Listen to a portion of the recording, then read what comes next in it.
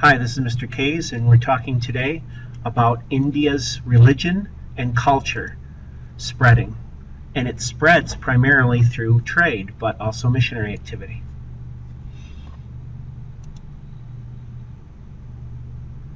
Okay, invaders are going to bring new ideas and customs. Folks from the north, like the Greeks, Central Asians, and the Persians. Changes in religious thought. Changes in religious thought.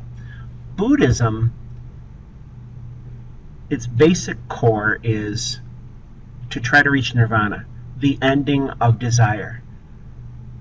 We get rid of desire by rejecting the world and embracing spiritual discipline.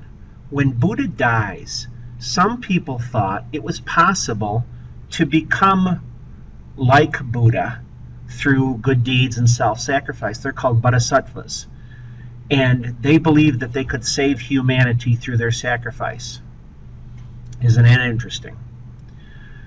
Buddhism is going to become a more mass religion or popular religion that offers salvation to everybody, whether you're great or whether you're small, rich or poor, and it allows popular worship. Popular worship means that you don't have to have a priest to worship or all these complicated things. You could just worship as you saw fit. Hey guys, isn't this the art room? How'd I end up in the history room? I knew I shouldn't have taken that left turn at Albuquerque. See you later. Two sects or divisions are going to develop. Mahayana, which is a newer doctrine, and Theravada, which was an orthodox or original teaching that was stricter. Two different sects of Buddhism. You know, we have sects in Christianity like Baptist and Methodist and Free Methodist and Episcopalian and Mennonite and Amish, etc., etc. So these sects or divisions are going to develop. Now, in Hinduism, it got to be so complex to worship that it turned people off. People became very remote to the religion, because it was a blending of the Aryan traditions and the pre-Aryan beliefs, and you had to have a priest to perform rites, and the people were kind of turned off. It became too distant. So what you saw is a movement towards monotheism. Is Hindu monotheistic? No, but they kind of merged all these gods into one.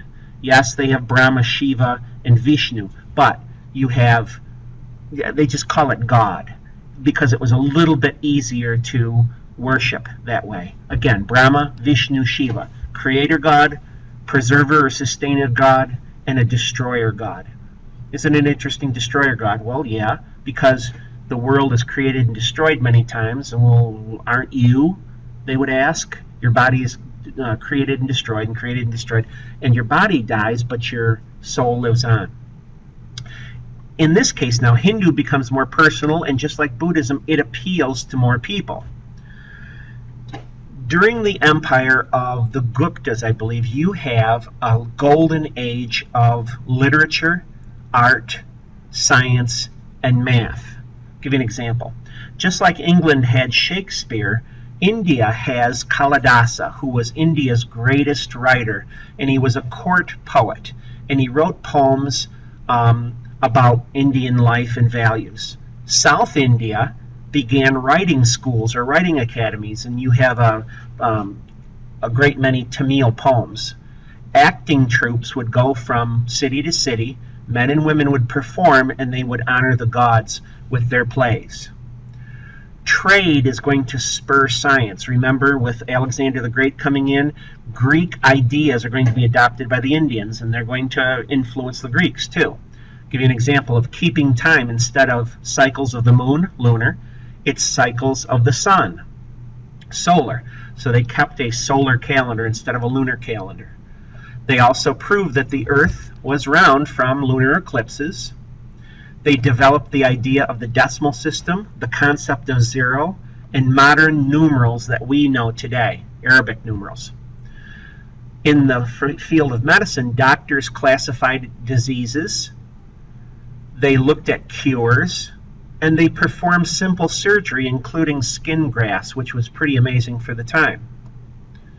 Now, the spread of Indian trade, because people traded with each other of different faiths and different cultures, they're going to spread their culture to other places. Now, look at the things that were traded. Spices, like pepper, cardamom, cinnamon, diamonds, sapphires, which is a precious stone, gold, pearls, ebony, which is a very hard wood, teak wood is very hard too, sandalwood was used for incense. They're traded along the Silk Roads, which are going to spread from China all the way to Europe. And India is right in the middle, so they acted as middlemen. They would buy low and sell higher and make money along the way. They would make loans to merchants. Some built trading stations along the highways and near the oases along the Silk Roads.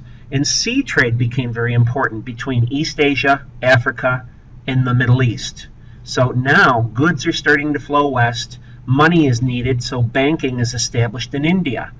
Loans to merchants were important, and some Indian merchants are going to make so much money and not mind leaving India, so they lived abroad and they spread their culture. So you'll see Indian culture in Southeast Asia, in China, in Africa, in Arabia. Well, this is the end of the section. This is Mr. Kays with 7.2. I'll see you down the road. Bye-bye.